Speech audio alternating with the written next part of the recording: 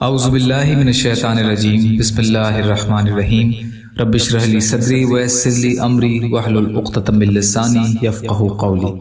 دوسری سفر المظفر، اسلامی تاریخ، یوسف علیہ السلام کا واقعہ۔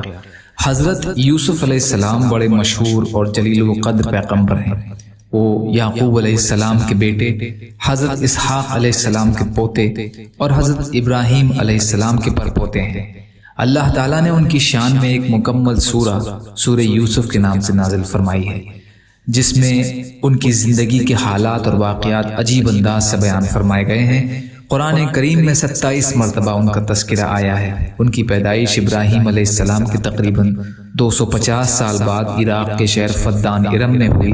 بچپن ہی میں وہ اپنے والد کے ساتھ فلسطین آ گئے تھے۔ ان کے 11 بھائیوں میں بنیامین کے علاوہ باقی سب سوتیلے بھائی تھے۔ حضرت یعقوب علیہ السلام ان سے بے حد محبت کرتے تھے۔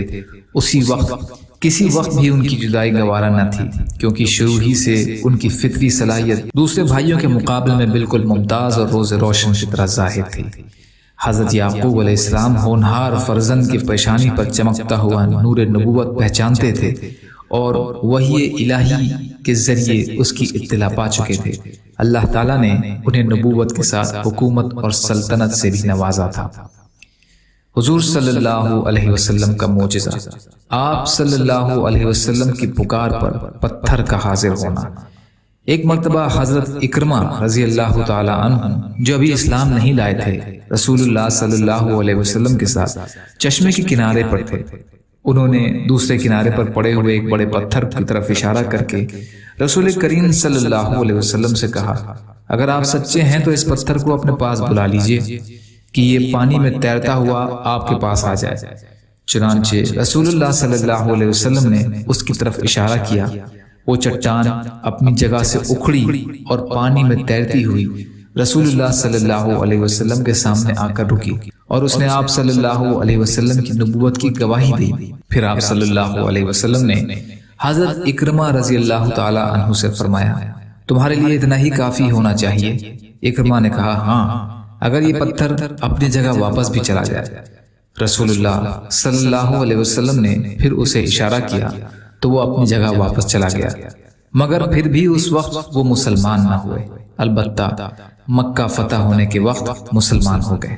سیرت حلبیہ، ایک فرض کے بارے میں، مسجد میں داخل ہونے کے لیے پاک ہونا۔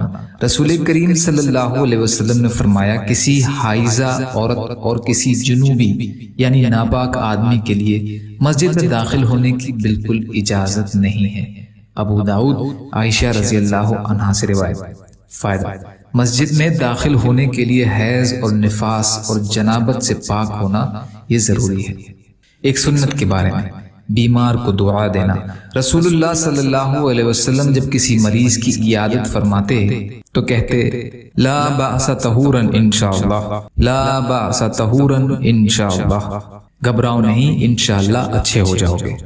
بخاری ابن عباس رضی اللہ عنہ سے روایت۔ ایک اہم عمل کی فضیلت، غریبوں کے کام میں مدد کرنا۔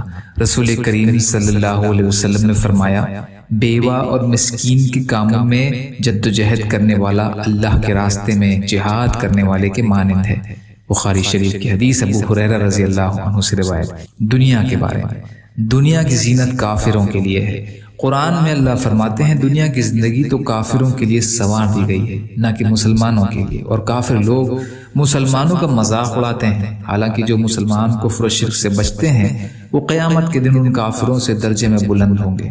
آدمی کو اپنی دنیا اور مالداری پر غرور نہیں کرنا چاہیے، کیونکہ اللہ تعالیٰ جس کو چاہتے ہیں بے حساب روزی دے دیتے ہیں، اس لیے مالدار ہونا کوئی فخر کی چیز نہیں ہے۔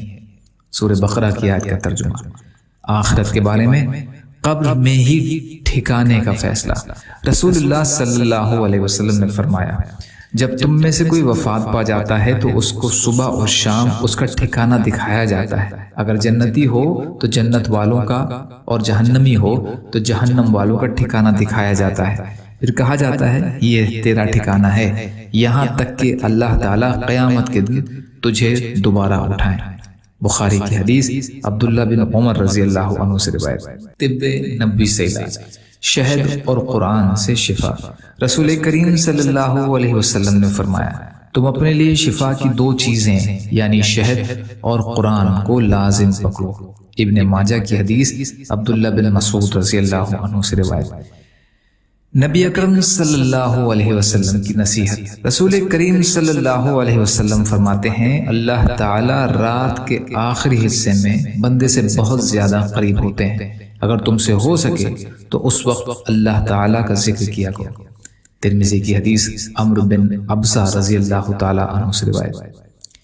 یا اللہ ہم سب کو کہنے سننے سے زیادہ عمل کی توفیق عطا فرما۔ یا اللہ جو مظلوم ہیں، پریشان حال ہیں، بیمار ہیں، قرض میں ہیں، بے روزگار ہیں، محتاج ہیں، ان کی مدد فرما۔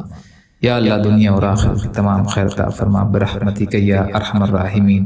لا الہ الا اللہ محمد رسول اللہ۔ السلام علیکم۔